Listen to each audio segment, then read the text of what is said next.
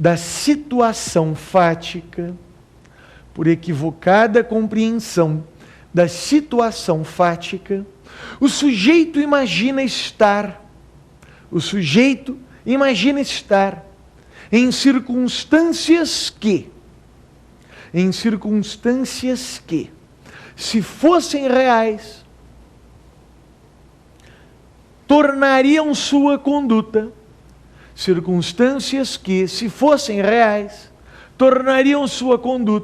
acobertada por uma excludente.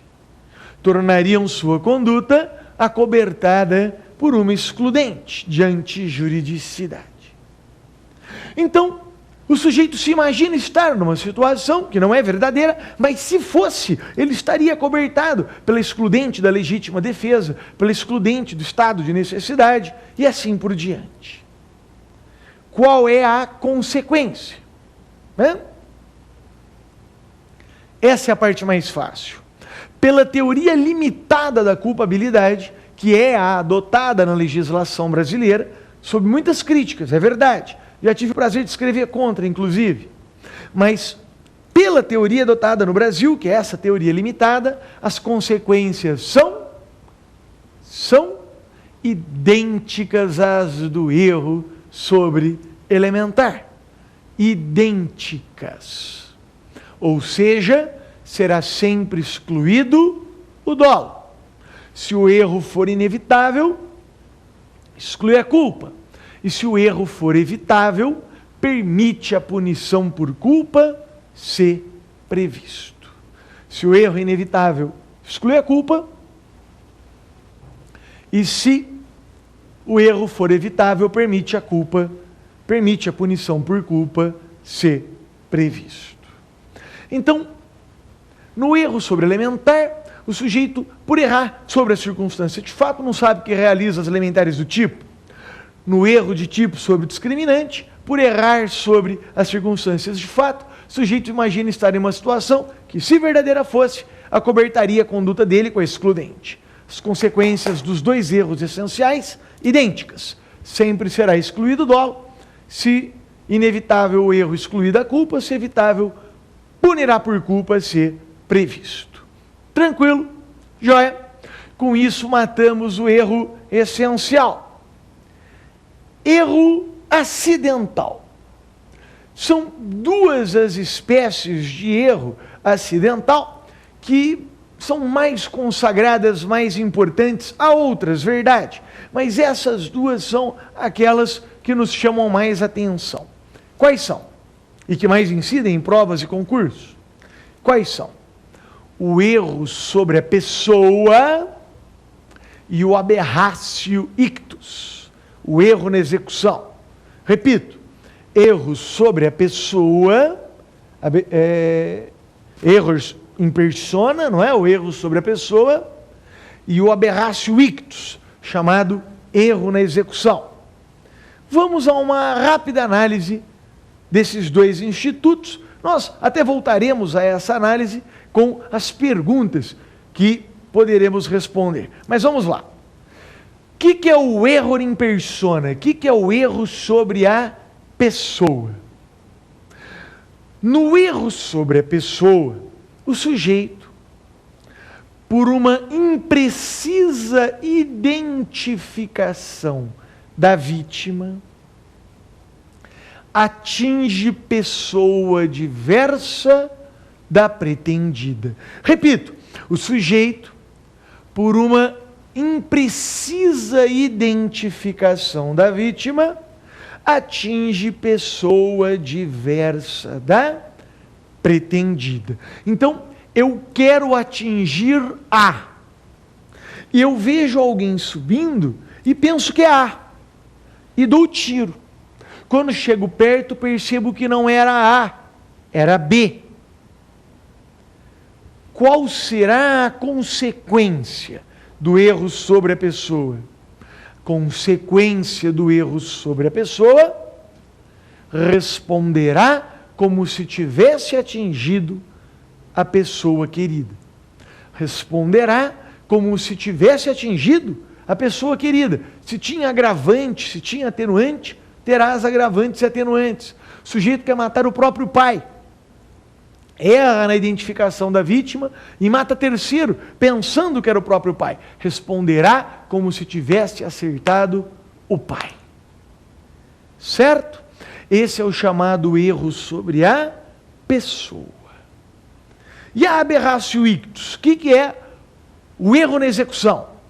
Aqui no erro na execução, o sujeito identifica bem a vítima, ele é ruim de mira, ele é ruim ali na precisão do disparo. Se quiser anotar, no erro na execução, pela imprecisa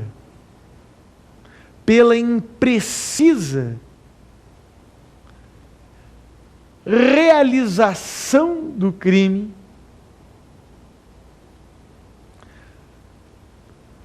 pelo impreciso golpe,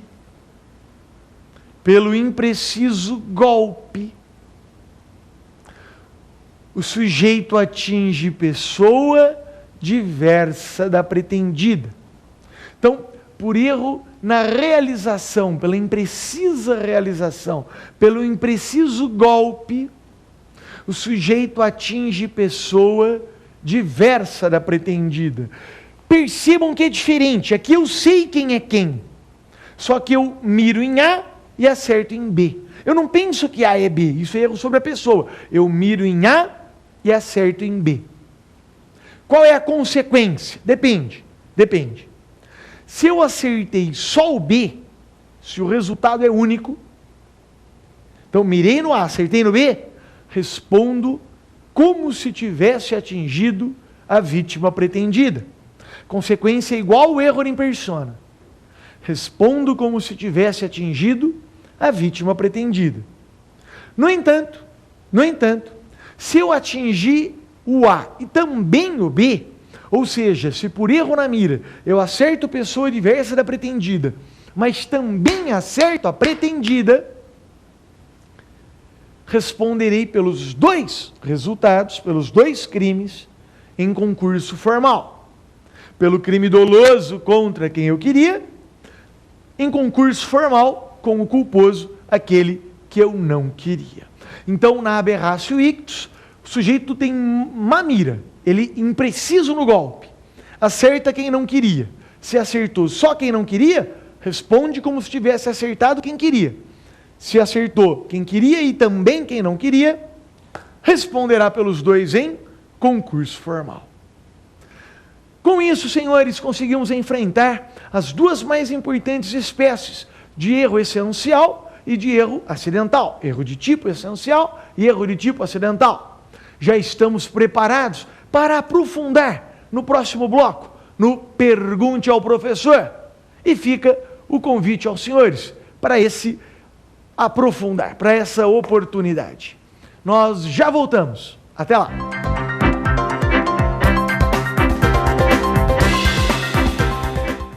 Bem-vindos, senhores, ao nosso segundo bloco.